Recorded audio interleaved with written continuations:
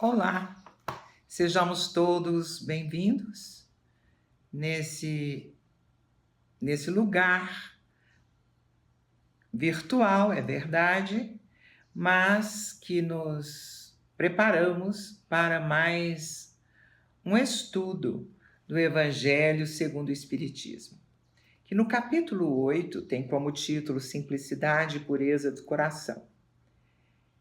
E no item terceiro esclarece que a pureza do coração é inseparável da simplicidade e da humildade. Exclui toda a ideia de egoísmo e de orgulho. Por isso é que Jesus toma a infância como emblema dessa pureza, do mesmo modo que a tomou como o da humildade. Poderia parecer menos justa essa comparação, considerando-se que o espírito da criança pode ser muito antigo e que traz, renascendo para a vida corporal, as imperfeições de que se não tenha despojado em suas precedentes existências.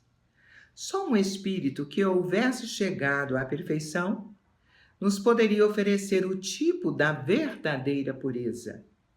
É exata a comparação, porém, do ponto de vista da vida presente, porquanto a criancinha, não havendo podido ainda manifestar nenhuma tendência perversa, nos apresenta a imagem da inocência e da candura.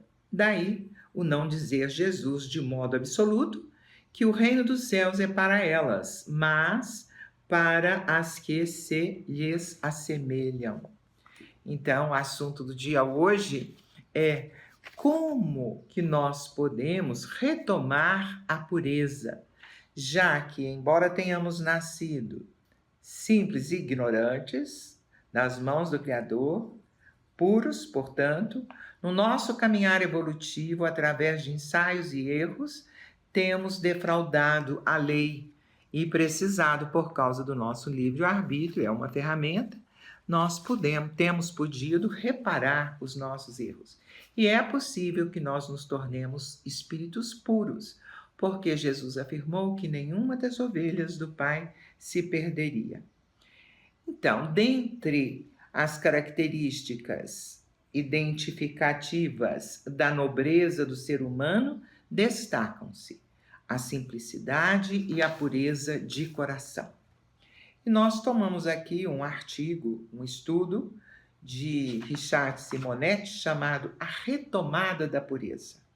Então, nós já adultos sabemos que em nosso íntimo, no vaso mais íntimo do nosso foro íntimo, existem ainda sombras que impedem a pureza do coração.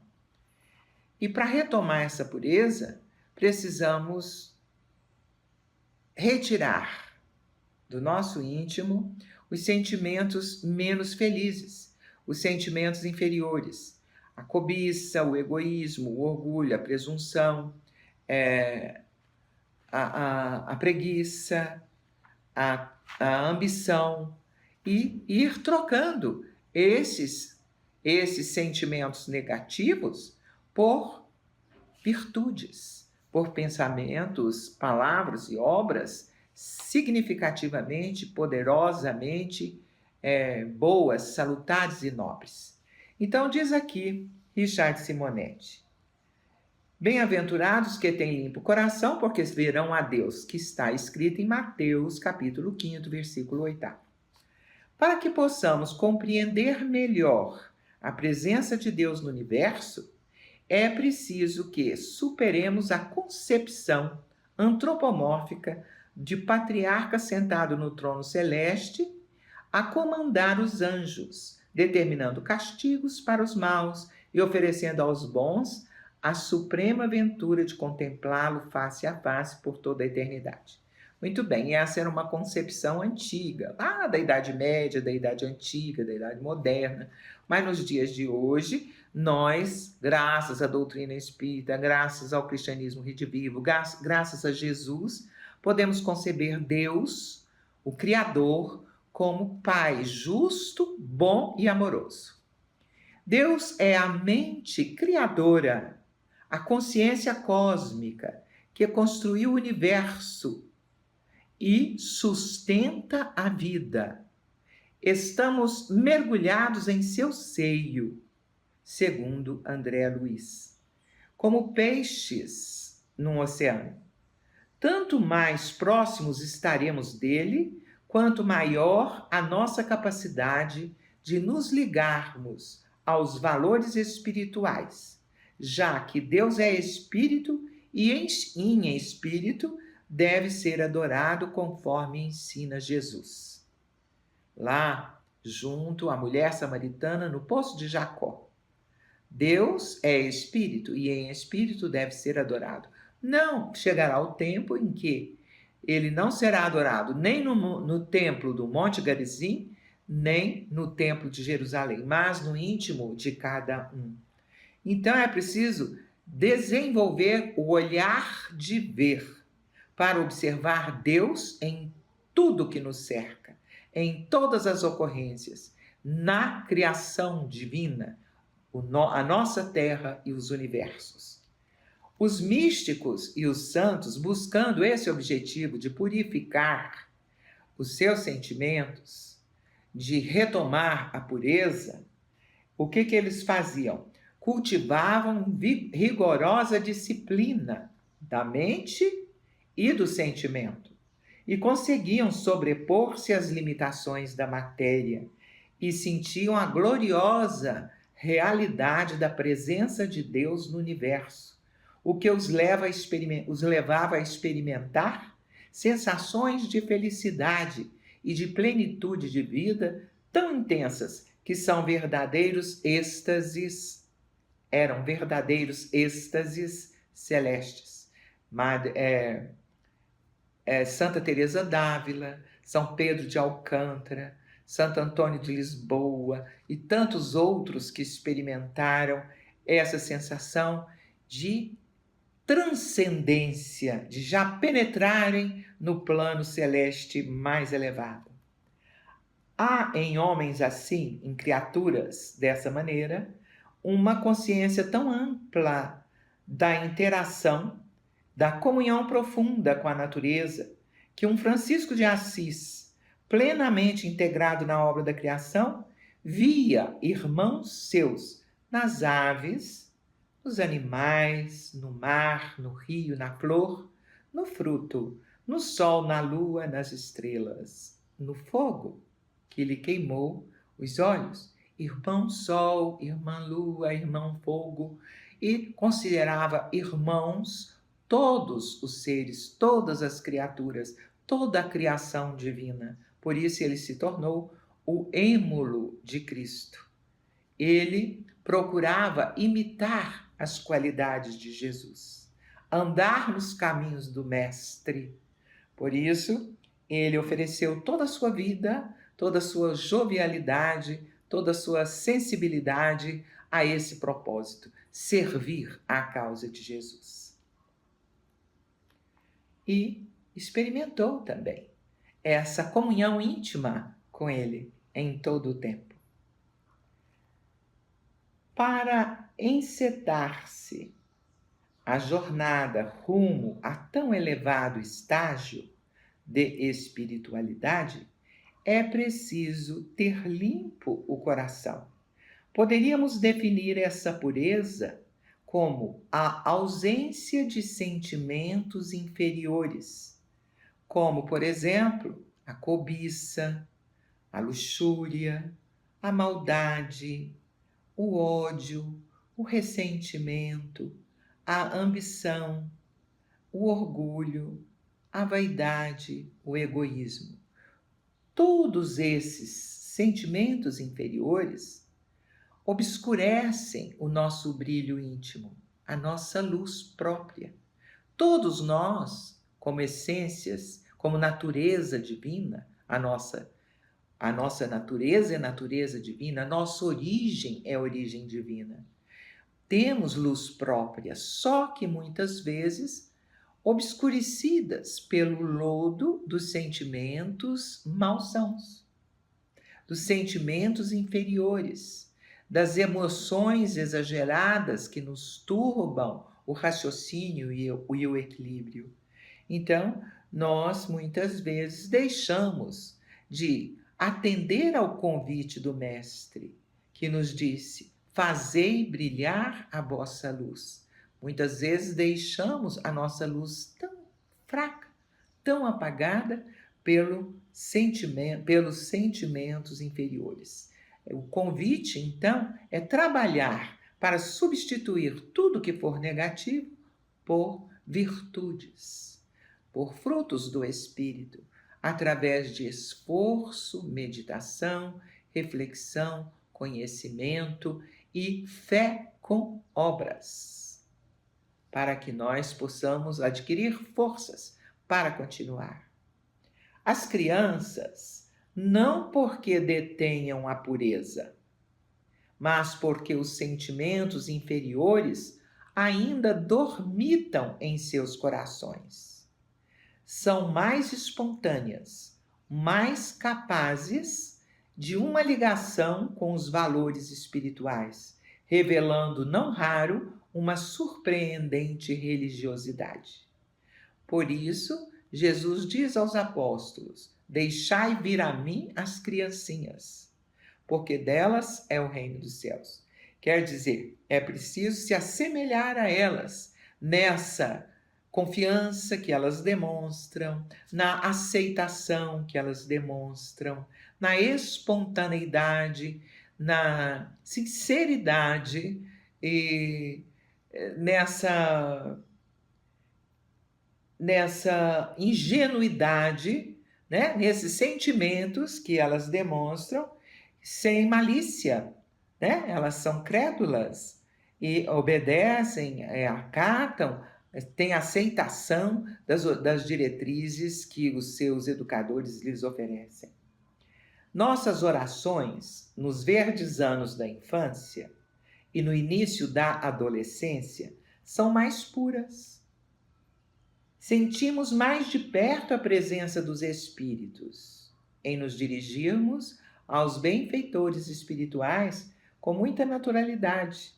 Quando o pai ou a mãe ensina ao filho o Pai Nosso, a Ave Maria, a oração do anjo guardião, nós, se quisermos lembrar, quando crianças, nós fazíamos aquilo com tanta certeza de que estávamos mesmo seguros nos entregando ao anjo guardião, ao nosso anjo da guarda, zeloso guardador, nós dizíamos assim. Então, por isso, assimilamos amplamente a proteção do céu ao surgirem as dificuldades da terra. Então, se nós fizermos como as crianças, desenvolvermos essa fé confiante, essa certeza no plano divino a nosso respeito, nós podemos retomar a pureza dos nossos sentimentos. Com a maturidade física e a integração na vida social, com seus problemas, seus interesses, suas disputas, despertam no indivíduo as tendências inferiores, herança de desatinos passados. E após um período de conflitos íntimos, nascidos da luta entre os ideais religiosos não bem definidos e amadurecidos e as paixões humanas, arraigadas e fortes em sua personalidade, ele acaba por acomodar-se às próprias fraquezas. Então isso acontece conosco. Quando saímos lá, quando iniciamos a fase adulta, já, né? Então já reverbera em nós todas os nossos vínculos com o passado, nossos equívocos, das nossas dificuldades, dos nossos conflitos. Então, nós deixamos que a sujidade aconteça em nosso íntimo, né? Surge então o tipo comum, esmagadora maioria na Terra, o indivíduo que defende o valor do bem, mas com facilidade se detém no mal. Então, ficamos naquela postura farisaica. Queremos o bem, queremos demonstrar o bem, mas no nosso íntimo acatamos a facilidade, a ilusão, o mal. Alguém que acredita em princípios morais, mas nem sempre age com moralidade. Então, nós sabemos o que é ético, nós sabemos o que é o bem e o que é o mal, mas muitas vezes, por uma série de circunstâncias, vamos dizer assim, cedemos, né? Deixamos de praticar a retidão, deixamos que o nosso sim não seja mais o sim, sim, conforme disse Jesus, que o nosso não não seja tão não quanto deve ser. Então, muitas vezes, nós nos acomodamos às situações porque consideramos que elas nos promovam, nos facilitem a vida, esquecidos de que a verdadeira vida é a vida do Espírito. Se atrelado à religião, temos nele, nesse indivíduo, o fariseu, preocupado com as aparências, sem cuidar das essências. Qual que é a essência? A essência é o bem, mas muitas vezes desenvolvemos ou optamos por comportamentos farisaicos, né? A aparência de que somos educados, éticos, sensíveis, mas muitas vezes lá no reduto doméstico somos ou nos tornamos verdadeiros tiranos. Deixamos de respeitar os próximos mais próximos.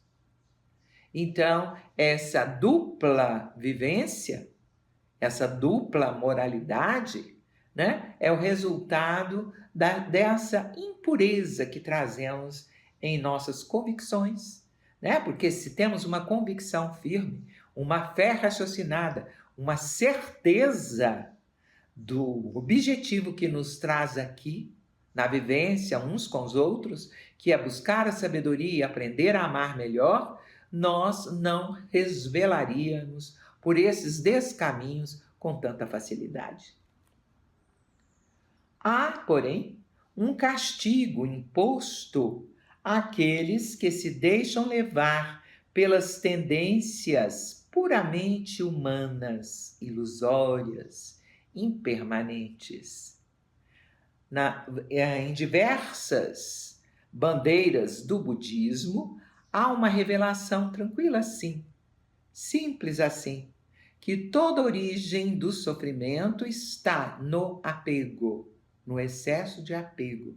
Então, quando nós buscamos puramente as tendências humanas e nos tornamos pesados, apegados, nós deixamos de vivenciar essa pureza, essa simplicidade tão propalada no Evangelho por Jesus.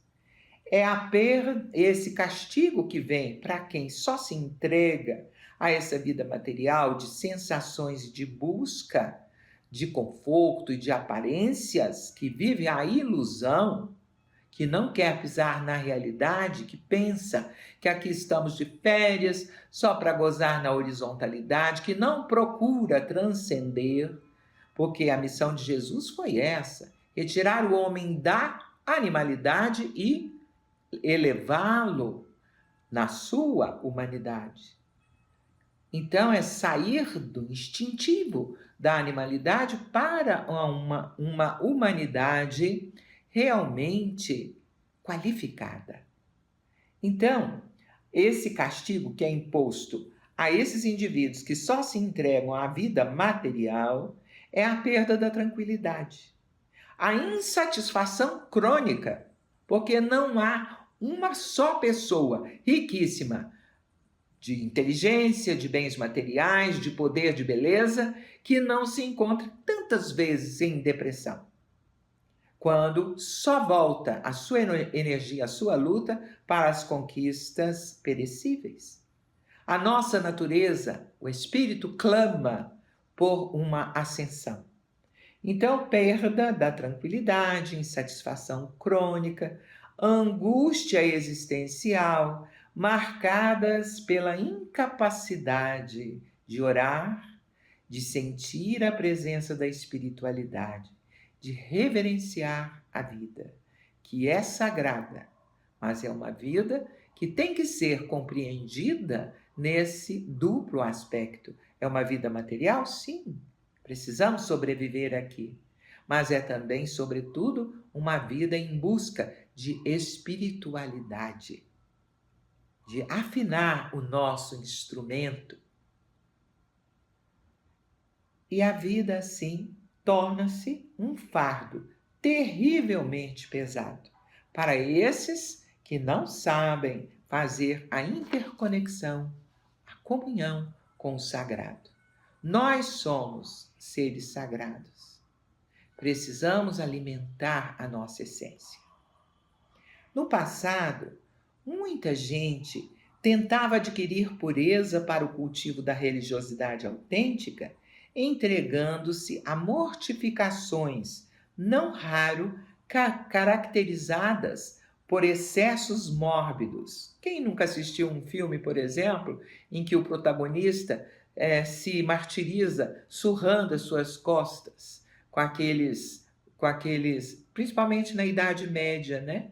Aquelas correias, aqueles cordões de couro com uma ponta metálica e para se ferirem, né? Pensando que se ferir o corpo, a alma se eleva. Então, entregando-se a mortificações tipo mórbidas, anacoretas, por exemplo, pastavam nos campos, à maneira de animais, nos campos. Outros rolavam nus sobre arbustos espinhentos,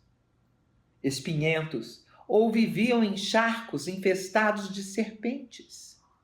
Monges de determinadas ordens passavam a existência toda em sombrios mosteiros, sem jamais pronunciarem uma única palavra, anulando a bênção do falar, do articular a palavra para nos comunicarmos uns com os outros. Deus nos deu a possibilidade de conversar, de falar para o bem, como todas as outras ferramentas, como o pensamento raciocinado, a visão, a audição, os sentidos, a possibilidade de fazer, de andar, de trabalhar. Então, quanta coisa podemos utilizar, mas coisas em benefício de nós próprios e daqueles todos que nos cercam. Certamente, esses equivocados, tudo o que aprenderam, que puderam aprender nessas desastrosas existências, foi que ninguém pode encontrar Deus aplicando agressividade contra si mesmo ou fingindo, ou fugindo do convívio social. Não é o convívio social que vai nos conspurcar.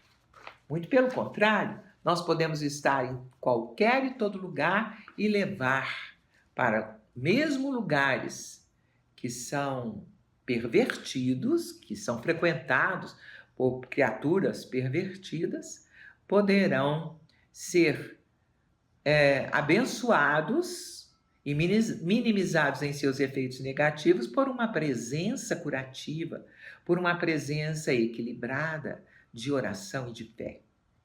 Então, a retomada da pureza, diz aqui Richard Simonetti, para o cultivo da fé autêntica, não pode estabelecer-se em clima de isolamento nem de mortificação. Impossível também retomar essa pureza ao nível da ingenuidade ou da simplicidade dos primeiros anos de vida das criancinhas. Mas a doutrina espírita nos ensina. Aprendemos com ela a retomar em níveis mais altos e definitivos, em bases de conscientização, seguindo os caminhos do trabalho no campo do bem e do combate sistemático às nossas tendências inferiores. Neste particular, há muitas perguntas que poderemos formular diariamente a nós próprios. Então, a doutrina dos Espíritos nos ensina que há uma lei, a lei de sociedade, que ninguém é uma ilha, que precisamos nos relacionar uns com os outros E não há nada mais natural no mundo do que ajudarmos-nos uns aos outros, ajudar o necessitado. Então precisamos conviver e qualificar as nossas qualidades sociais para um convívio pacífico e respeitoso. Então, nada de isolamento, mas de convivência sadia, respeitosa, amorosa. Trabalho no campo do bem, quer dizer, fazer ao outro que gostaríamos que nos fosse feito. Então, ir nos conscientizando através de uma observação atenta de nós próprios, sabendo das nossas sombras e das nossas luzes, e também conhecer, buscar o conhecimento nobre, buscar as leituras edificantes, buscar alimentar a nossa mente, o espírito imortal.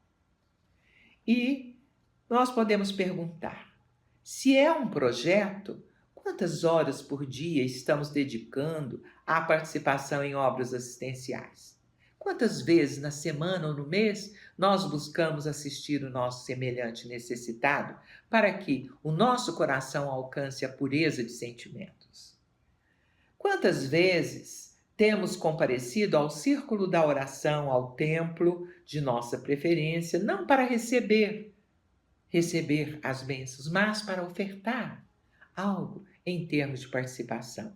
Quantas vezes nós nos oferecemos para trabalhar na casa espírita ou no templo que frequentamos?